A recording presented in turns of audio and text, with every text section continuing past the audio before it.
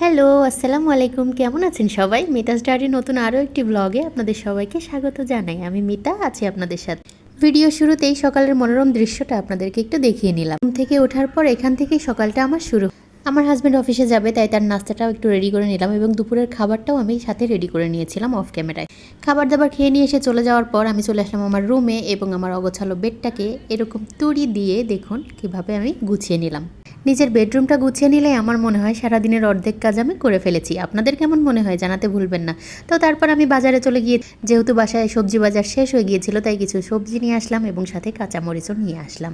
আবার শাকটা দেখে কেউ ভাববেন না যে গতকালের শাকটাই আজকে আবার দেখাচ্ছি। আজকে আবার দেখলাম সুন্দর লাগলো, তাই নিয়ে চলে। তারপর বেলকনি থেকে শুকনা কাপড়গুলো নিয়ে আসলাম রুমে এবং ভেজা কাপড়গুলোও শুকাতে দিয়ে আসলাম।